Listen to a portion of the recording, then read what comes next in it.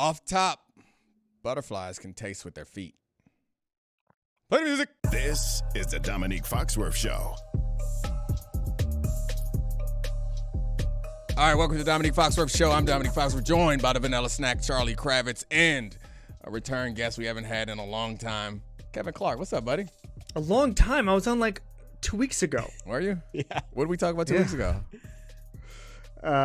Different stuff. Apparently, I'm not the only one with a bad memory. You didn't even play football. I do can't so blame many it on different that. shows. I do so many shows, and I just pop in and talk about football for 20 minutes. It's great. What are you talking about? Like we talked hoops last time. I followed Big Waz. Remember? Oh, yeah. Charlie forgot to. Look, we played football. We're looking at two high school centers.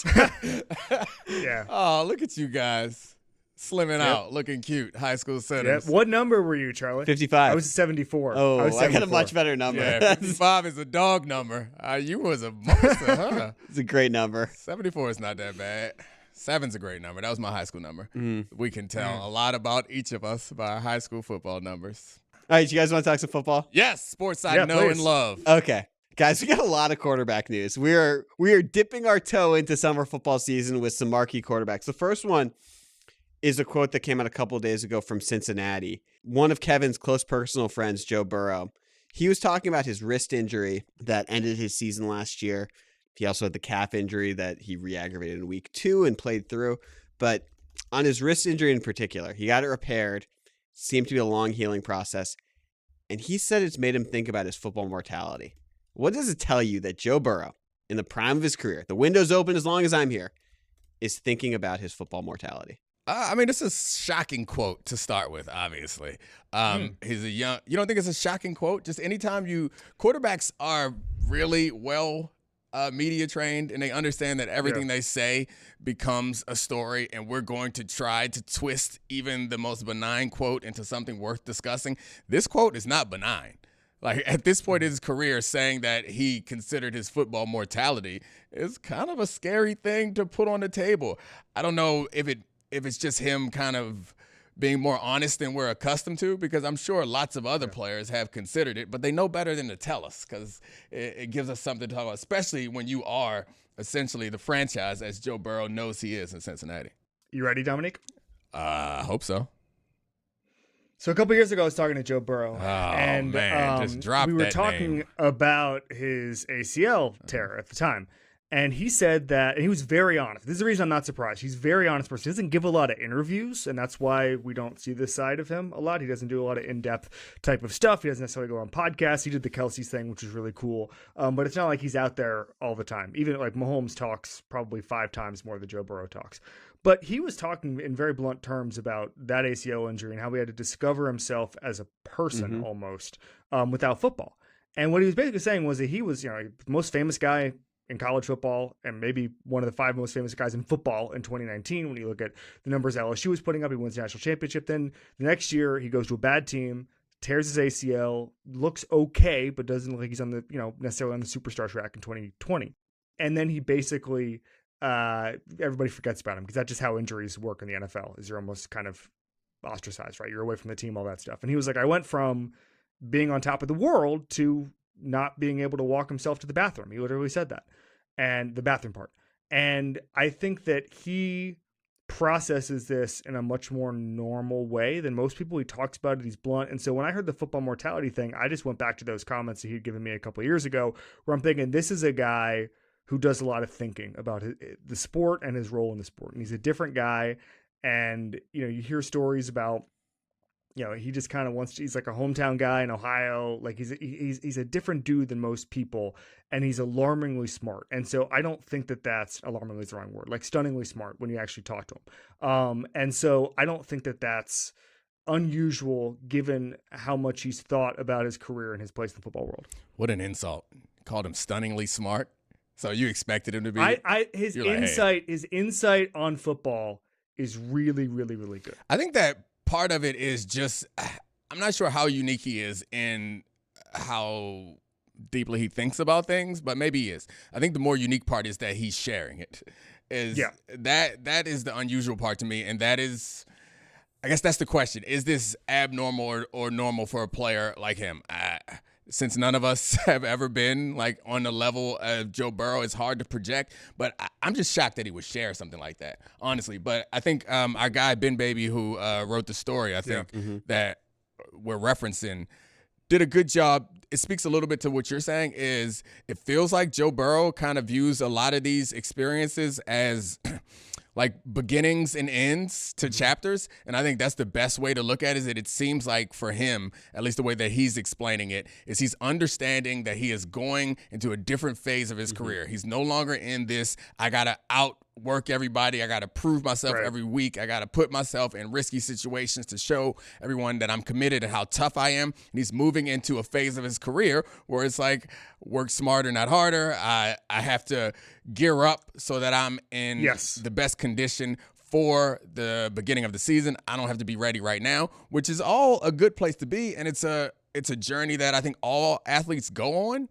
even the ones who aren't star quarterbacks. It seems early for this step for Joe Burrow, but he's had a lot of injuries. But like I'm accustomed to being on teams where you get vet days and certain players don't have to do things certain times a year. And that's just because, what matters is Sundays. And Joe Burrow is understanding that now.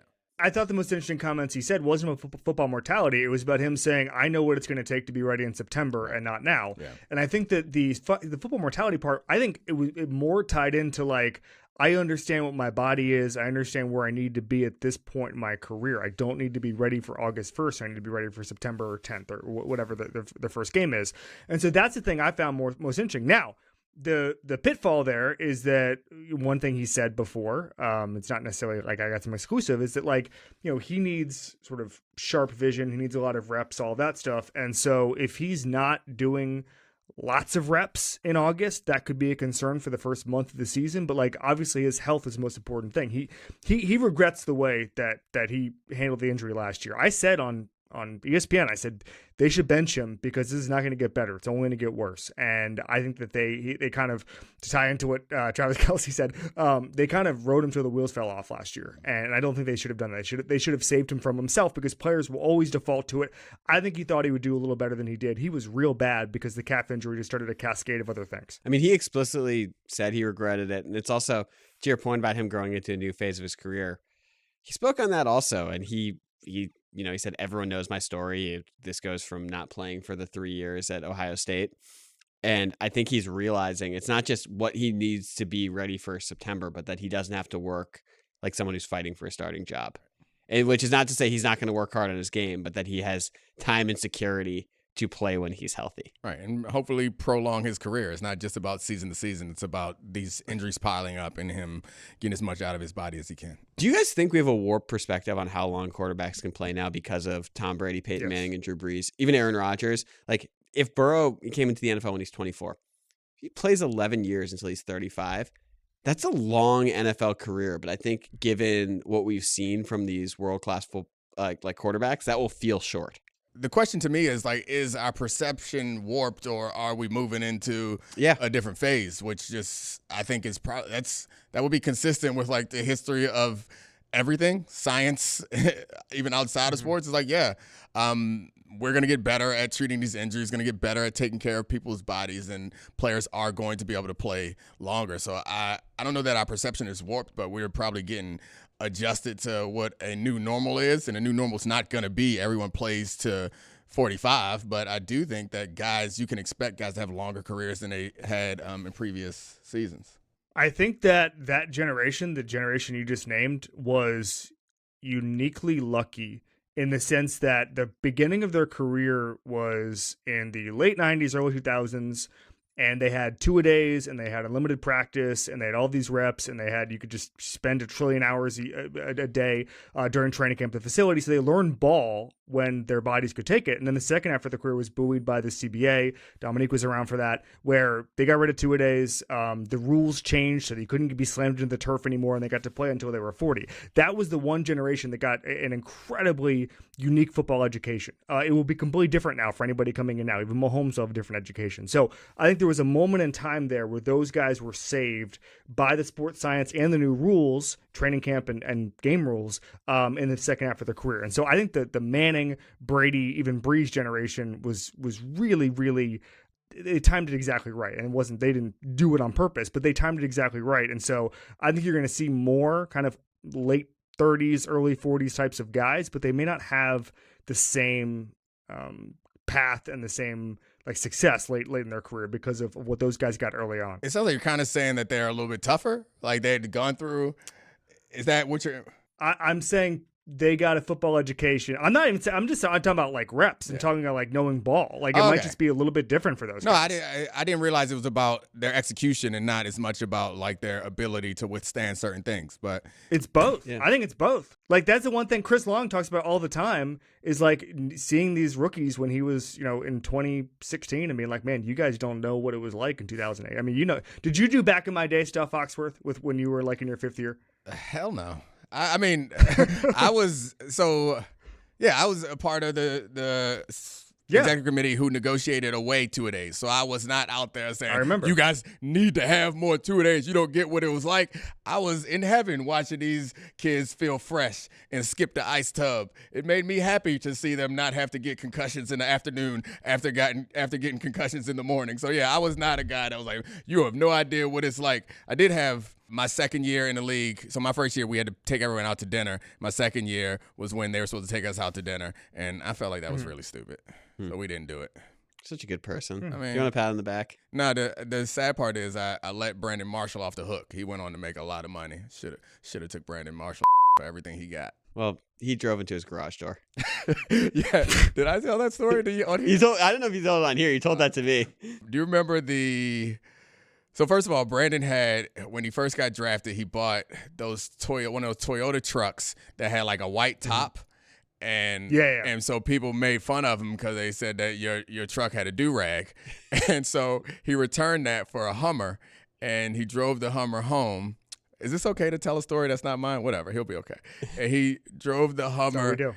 His garage was too small to fit the Hummer. So he drove the Hummer and busted up his garage and then went and returned the Hummer and got another car. But yeah, it's hilarious. It's pretty funny. Those H2s were not normal cars. I remember when those were cool. Yeah, when LeBron got one. Yeah. All right, guys, more quarterback stuff. It's weird. There's drama around the New York Jets and Aaron Rodgers. Who would have thought it? We've had reports that him and Saleh are on the same page. They're off the same page. Now they're exactly on the same page. Do you think it's a big deal that Aaron Rodgers isn't at Jets minicamp? Domonique, I would like to pick your brain on what the unwritten rule here is on mandatory minicamp, because I've got a lot to say on this. Number one, Rodgers skipped mandatory minicamp in 2021, then won the MVP a couple months later. So obviously it's not totally necessary when you're at that stage of your career. I also think that the idea that the report yesterday, well, he made these plans when he was still rehabbing and they didn't know the schedule. Well, mandatory minicamp's been the first 2 weeks of June for about 50 years. So I think he probably had some idea what exactly he was going to miss if he booked a vacation or whatever the hell he's doing. We still haven't found out. We had a pretty good idea of when the mandatory stuff is. But the unwritten rule stuff to me, and I don't think anything that happens in June ever determines who wins the Super Bowl, ever. The unwritten rule stuff to me, and this just goes to the locker room and how the coaches feel about it, because I sometimes I'm surprised by stuff that I learn and I run past people. I'll give you a good example. I was talking to somebody about the tampering thing a couple weeks ago with the Falcons, and somebody said to me, you know what? Tampering is kind of a fact of life. And I have no idea. Oh, now if the Falcons punishment and the Eagles non-punishment comes out, but they're like, the one unwritten rule is like, don't tamper during the season. Don't reach out in week 15 because someone might lose focus or you might destabilize the team. So that's actually all we care about is don't tamper before the actual season ends. So it's that kind of thing. Or with drug tests, somebody was failing a drug test at the combine. They don't really care because they couldn't, eschew all weed guys, but it's kind of like showing up to a job interview without your shoes on. It's like, come on, man. It's like, have a little respect for the process here. It's that kind of thing. So unwritten rules to me are always a little bit surprising. I'll just turn it around to somebody who's been in an NFL locker room and felt this way about situations. If your quarterback did this, you'd feel what, Domonique? Nothing. I think So to the couple of points that you were making, I understand. So the drug test at the combine is an IQ test. It's or like a self-control test. Essentially, we know some guys do it, but just can you hold off for a month or whatever however long it stays in your system? A day. Yeah, a literal day, bro. Can you just hold off? Like, that's essentially what it is. And to your point about the tampering thing, like, no one's calling players. When you talk about tampering, you're normally tampering with the agent. So, like, that happens anywhere, anytime. And to this specific situation, it depends on who it is and the precedent that is set. So, like, if it's a young quarterback or it's a young team, then, yeah, there's some eyebrows being raised at the idea that he's not going to be there.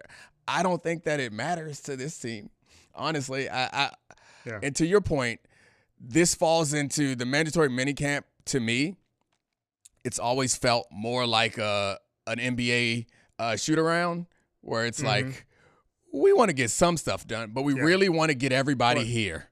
Make sure everybody is alive and healthy and they've been working out, because there's an off-season 100%. workout program, and by and large, the vast majority of the people on the team participate in the off-season workout program. Some of the stars don't, and we don't lose any sleep over it, but every now and then, we want everybody to check in. Come in, let's hug. We're going to install the basics of our offense and our defense. Then we'll go away. We'll come back at July when camp starts and reinstall all that shit again. So, like, it's nothing.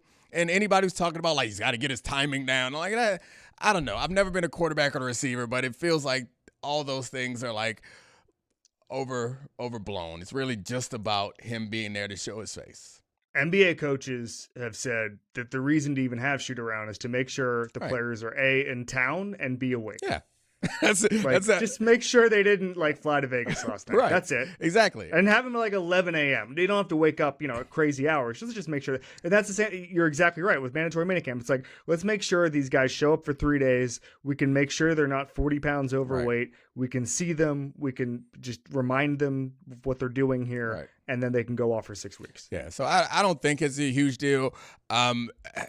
I would not say, like, absolutely it's never a problem. I think sometimes there are problems. If there's a quarterback who's not good or a quarterback who's working on getting better, like I mentioned, a young quarterback, then every time you get him out there, it's valuable time. I don't think that's going to be the issue for Aaron Rodgers. So a guy like that who would choose to, like, if you had a rookie quarterback, anything outside of a contract dispute, there's a young guy, like, we got a chance to get better, you need to be here. And I don't see that as Aaron Rodgers' situation. I think the only potential for issue here is if Robert Saleh or someone in the organization takes this as some level of disrespect. And I don't think they do, because it felt pretty clear that Woody Johnson handed this team over to Aaron Rodgers when he signed him. Feels like it's his team, so what he says goes. You didn't feel like Saleh's comments in the first day were not, like, did you feel like there was an indication there that maybe he was like, I would kind of wish he was here? Yeah, I definitely think that he was suggesting that he wished he was there. But I think that's also, like, something that you do for everybody, because with Hassan Reddick is not there because he wants to get money. Like, you kind of, and it's a message you want to send to all the other players. It's like, yeah, I had a coach tell me when I was in college, he said to our whole group, he was like, I will treat you all fairly, but I won't treat you equally. That's what it comes down to. It's like, yeah, you'll get the treatment that I deem that you deserve, but that doesn't mean that you get the same treatment as these other players. And I think that most guys forget in the locker room, everybody in the world knows that there are certain kind of exceptions, double standards that exist because of where you exist in a particular hierarchy. And ain't nobody in there thinking that they Aaron Rodgers. Even though he hasn't done it for them, they know. Aaron Rodgers, we saw on Hard Knocks, we saw that all the players and coaches were acting like Jesus showed up in pads. Like, they do not expect to be treated like Aaron Rodgers. So I don't think there's an issue with anything that he is. I don't think there's going to be an issue because he doesn't show up. Famously, Jimmy Johnson cut a guy in 1992 for falling asleep in a meeting. And he literally cut him on the spot, said, you're out of here. And it was a backup linebacker, or maybe even a starting linebacker. He's like, you're out of here. Never want to see you again. You're off the team. Never played football again. Felt really bad about that. Somebody the next day asked him in a press conference, what would have happened if Troy Aikman was asleep? And he said, I would have gone and woken Troy up and not told anybody. And I would have just nudged him and said, Troy, wake up. And then I would have done that. So that's all you need to know. And Jimmy Johnson's the best sports psychologist in the history of football. Okay. So, like, that's the reality of the situation. The next level of that is If Troy Aikman is asleep, I'm going to whisper the rest of the meeting. That man needs his rest. that is what we. Can I get you a pillow, Troy? Yeah, you ain't got to come here. That's what we experience. We'll have Champ on at some point this summer, prep for the season. But Champ knows he would go in our meetings, and occasionally he would take a nap, and none of us would say a damn thing. And when we had Nick Ferguson on, it was a safety I played with in Denver. He told stories of how, in the off chance that Champ needed to be coached, our coach, Bob Slowick, would coach me or coach Champ through me. And so, like, Champ would do something wrong, and then he'd be like, hey, Fox, in this situation, what you got to do is keep your hips square. And we all knew what was happening. I was like, yeah, you're right, Coach. I'll try harder next time. So, one question on the Rodgers stuff. If you were one of his teammates, and this is the guy who at the end of last season made the comments about distractions and winning habits. And then he, presumably, the only real downside of not showing up to mandatory minicamp is Aaron Rodgers knows he's creating a small distraction. Would that rub you the wrong way? It depends. And this is where relationships, I think we talk about romantic relationships in a way differently when we do other relationships. But relationships are relationships. And I think that if I were looking to catch Aaron in a conflict, then I would seize on this. My guess is most of the players are not. If you are actually looking to catch your significant other in some sort of contradiction and they give you the opportunity, you are excited. But when you're feeling good about how things are going, you just let it roll off your back. It's not a big deal. And I think that's where Aaron is with a lot of these players. They seem to genuinely really love and like him in a different way than I think we thought it was in Green Bay. So no one there is looking to call him out. My guess is that they are going to have his back. He's also their only path towards credibility. He makes a good quarterback makes everybody so much money.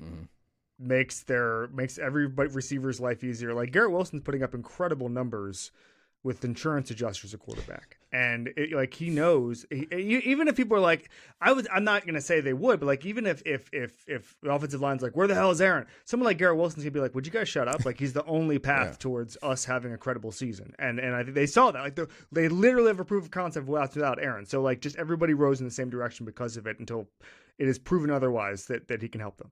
Yeah, this is. I'm normally hesitant to do marital relationship analogies, but this one seems really fitting. It's like you've been dating centers all your life, and then a cornerback shows up. The cornerback can get away with everything. How dare you? What? How dare you? Huh? This is tough. So this is tough. We're slowly going up the. A 55 or a 74, Fox? Oh, definitely a 74. 55 got a little bit of swag. So as we go up the quarterback age bracket from Burrow to Rodgers, last was Tom Brady. Tom Brady had his big ceremony back in Boston, back with the Patriots, getting everything retired. And he made some interesting comments. One of which was sort of an extension of comments he's made in the past about the state of the quarterback position. In the past, he said, part of the reason he didn't want to retire was he was going to go on TV and look at those guys and these guys suck.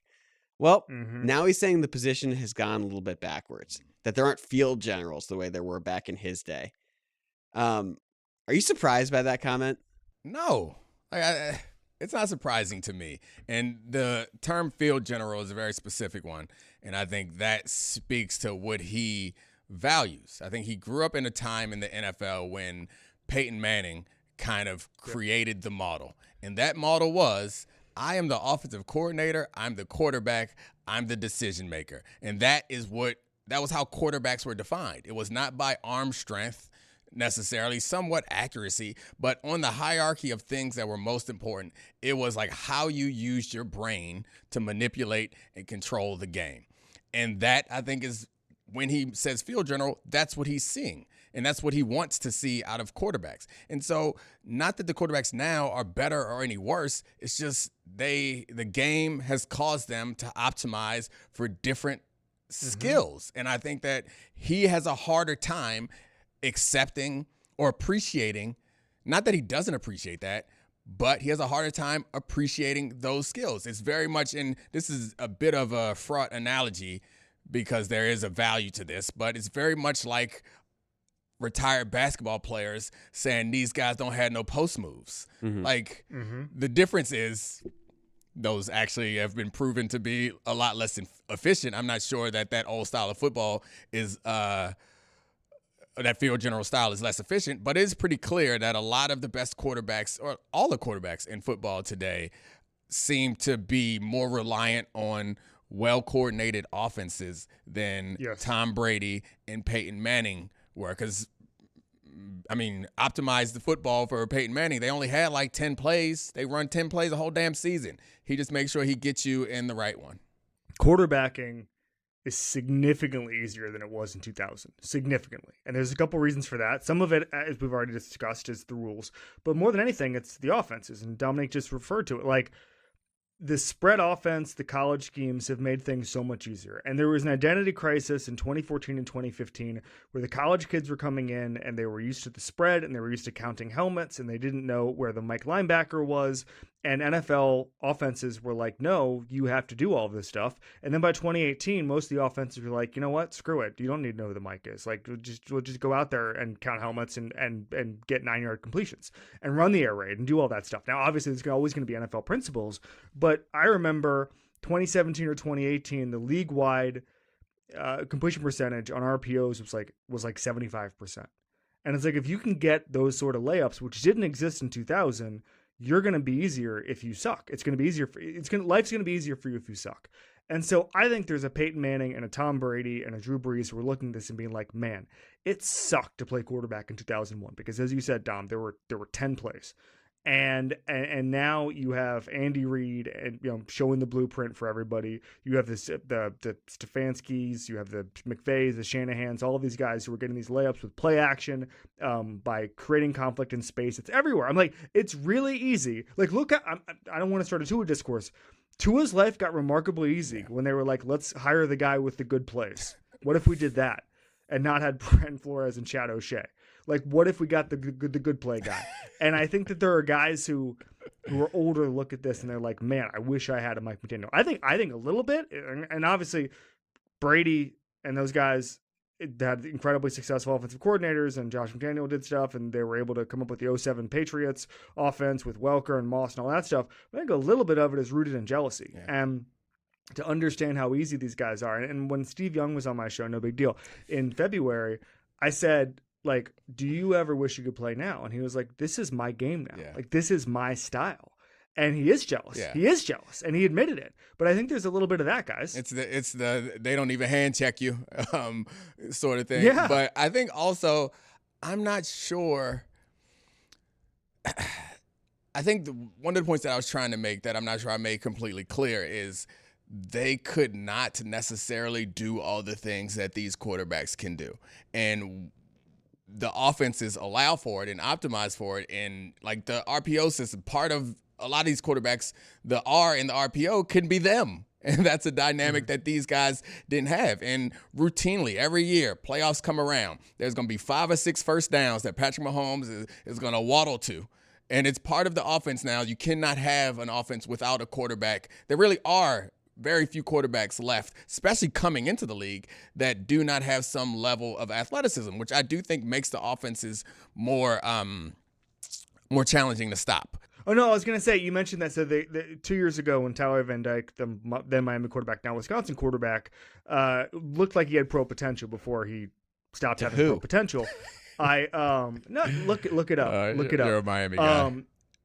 I called a GM, and I did not call. Let me be clear. Look at the camera. I did not call a GM to talk about Tyler Van Dyke. I did not do that. But it came up in the course of a conversation, and he was a statue, and he couldn't really move, and he would run like one quarterback draw per game and would catch a defense off balance and all that stuff. But he couldn't move. He had no athleticism. And the GM was like, oh, man, I do think he does good things, but you're really going to have an offensive plan for him because he can't move. And it made me laugh because just 3 years prior, that's what everybody said about Lamar Jackson. Yeah. That's what, I mean, if you remember, there was an Albert Breer report that basically said the Patriots liked Lamar Jackson a lot. They just knew they'd have to change everything around for him.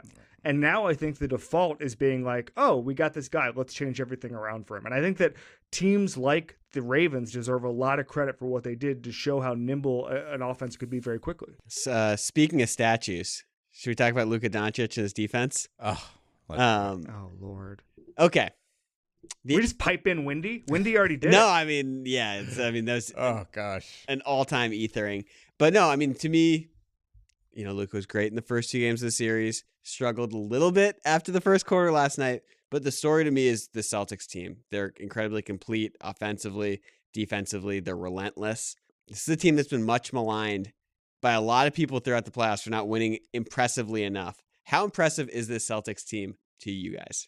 Very. I mean, I don't know how to quantify it. They're among the best teams. Like, I mean, the stats show it for us. Yeah. We're not completely comfortable with seeing it the way that they are doing it. I think the thing that jumps out to me is when we talk about this series is at the end of each season, we're kind of left with a lasting image of star players. Mm-hmm. And then that image is what kind of determines the storyline for them the next season.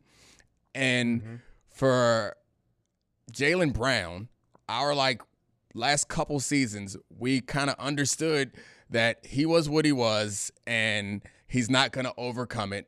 And I remember, hand up, I was one of the people who was like, I'm not sure that they should commit to Jaylen Brown this amount of money because it ruins their flexibility. And he came out and completely destroyed that particular obstacle. And now going forward, it's how good can he be? Will he overtake Jason Tatum as the A1 on this team? It's unlikely, but it's a realistic possibility that we never thought was realistic. I find it interesting because we saw that happen. And there's a storyline coming out of this game about Luka that I didn't anticipate having to or being the one. Coming into the series, I didn't anticipate one of the storylines coming out of it was Luka got to get better. That to me, whether it's ridiculous or not, seems to be one of the storylines. I guess I didn't answer the question because you want to drool over how great the Celtics are, but I don't know how to answer it. They're 100% good. The Luka thing is a good example. It's almost kind of what we're talking about the Troy Aikman thing. Like, you can be a little bit out of shape, you can get away with lazy defense, but you got to be so good to get away with it. And the moment you get exposed, and I actually thought about this, maybe not to start a different discourse, but like with Jokic, where it's like, he's like, I don't really like basketball. That's only acceptable if you're the best player in the sport. And the moment you become the second best player in the sport, everybody in Denver is like, get rid of the horses, pal. And so that's just the way the discourse develops. And so there's going to be an incredible Luka discourse over the next couple of months. But again, this is not Charlie's question. Nobody likes the Celtics for a couple of reasons. Number one is I don't think many people find Jason Tatum, I don't think that they recognize how good he is. Mm-hmm. And then they don't see an Eastern Conference team this year that felt like a worthy, like the Sixers were in a weird spot. Obviously the Heat never really caught fire at all. The Pacers just seemed kind of bleh, the Cavs, whatever, the Magic are a couple of years away. So it felt like they had an easy path to the finals, and they probably did. And then it never felt like they had a signature moment. And then I saw, and this happens all the time with dominant teams. It happened with the Spurs 20 years ago all the time. People were saying, this is the worst playoffs ever. And that's how dominance looks. And when I was on TV the other day, we were doing this thing, what does Porzingis injury mean? And I was doing all these stats about he's the best rim protector in the paint in basketball this year, like way better than anybody else field goal percentage wise when he's the primary defender. And somebody's like, oh, by the way, they're 10-1 in the playoffs without him. Mm-hmm. And 30-5 on the season. Yeah. And they're just a well-oiled machine no matter what happens. And so this is a worthy team. People don't like Boston sports. That's fine. I don't really care about Boston sports. Like, I saw a stat this morning that blew my mind, which is that this 5-year drought for Boston not winning a title is the second longest drought since they had 4 teams, which is in 1960. They went 15 years without one before the Patriots Super Bowl. but it's been 5 years and it's going to be the second longest drought without a Boston title. I think there's some fatigue there. I think people don't like Boston fans. I think there's some Boston fans in the media that people don't like. And so I think the Celtics are an anti-Twitter team in general. They don't like the Jason Tatum Kobe thing. And so I think that Twitter is not real life. I think the vast majority of NBA fans are kind of like, Celtics are fine. It's just it's more of a Twitter sentiment. I think one of the things, the conversations about this is a lot of praise for Brad Stevens, and I guess Danny Ainge deserves some credit too, because like the trade that set all this in motion was he was still in charge when he sent those old superstars to the Nets, end up becoming the pitch that became Jalen and Jason, which are the core to this now. But those are the big decisions. There have been a lot of small decisions up until now that I think deserve some credit, and some of them that we didn't all love, like Joe Mazzulla thing, which I think is hilarious because he's about to be a champion, and he's going to convert from like kind of weirdo guy to like eccentric genius now. And we're going to have to listen to people start saying that about Joe Mazzulla, which I guess maybe it's deserved, but those are the things that come with winning. I'm not sure that he's changed that much, but the way that we talk about him and talk about everyone is going to change once they win a title, and they deserve it. The best insight maybe I've ever heard on media, it's a book called Bringing the Heat by Mark Bowden, who ended up writing Black Hawk Down and stuff, but he wrote a book about the Eagles in 1992. And a lot of 92 NFC East talk on this podcast today. But he wrote this book, and he was talking about the media's relationship with Buddy Ryan. And he said the media's job, like a beat writer's job, especially in this era, was to collect all of the coaches' eccentricities and all of their habits and all of their strategies. And then once you find out if they win or lose, you determine if they were good or bad. Like, that's it. Like, he doesn't go to bed. He sleeps in the office. Yeah. And then it's like, all right, well, if they lose 3 in a row, it's like he should really go home and he shouldn't sleep in the office. And if they win 3 in a row, it's like, wow, thank God he sleeps in the office. That's all this is. And so now Joe Mazzulla gets to be winning guy, even though he's still the same weirdo he was a year ago. Watch the Town 4 times a week, baby. Watch the Town is a secret to his success. He's hilarious. I love Joe Mazzulla now. No, I mean, honestly, like, Kevin, I get that, like, a lot of basketball fans understand how good the Celtics seem, but I actually don't think they're just fine. Like, this is a tier up from even teams we've seen win the championship lately, whether it's the 2022 Warriors, the 2021 Bucks. Like, this team is incredibly complete, and part of the reason people want to give Brad Stevens credit, obviously, he helped build the system and take this team to their initial success. But it's the moves around the fringes, the Drew Holidays, the Derek Whites, bringing back Al Horford, getting Porzingis for these picks. They built a roster where you don't have to hide anyone. Like, we watched Game 3. On either end. And JJ Redick pointed this out, and it was like, you know what I love? Is that Mazzulla's just saying, Sam Hauser, go guard someone. If you get switched on to Luka, just guard him, have the possession. We're not going to collapse our defense. And it's almost a cheat code in the modern NBA where it's about creating lobs and creating corner threes. And if you are able to play everything straight up, all of those possessions are really difficult to create those easy looks. And then on the other end, like, yeah, there's complaints that Tatum's not finishing enough layups, not being aggressive enough at the rim, but they're still getting rim pressure. Jaylen Brown, I didn't ever think he was going to be a winning player like this, and he has. He took it to a completely another level. He was a 0 as a passer. He pressures the rim. He creates corner threes. Drew Holiday creates corner threes. Derek White creates corner threes. It's just an incredibly complete team. They're not the 2014 Spurs, but this is like an incredibly worthy champion. To me, it's amazing that they built this and how well they are positioned to be the favorite next year and the year after and the year after because of this group. Dominance is born. I thought that was interesting. They need to do what can they rebrand? Can Charlie they took that as an rebrand? insult. I'll have you know. Can they rebrand as exciting? Is there anything they can do? Yeah, I think. Well, yeah, we just need Jason Tatum to text Kobe again, saying, "I got you, big bro." I find this team fun to watch. Like, it's I remember the 14 Spurs when people were trying to convince me that was really fun to watch. I had a bit of a LeBron bias at that point. I think I had a harder time appreciating that. This Celtics team, to me, is fun to watch. The open threes are fun. The defense is fun. Watching Porzingis come in and attack in the mid-range and deep. Like, it's fun. It's a fun team to watch. Exciting is a different conversation, but I'm looking forward to them.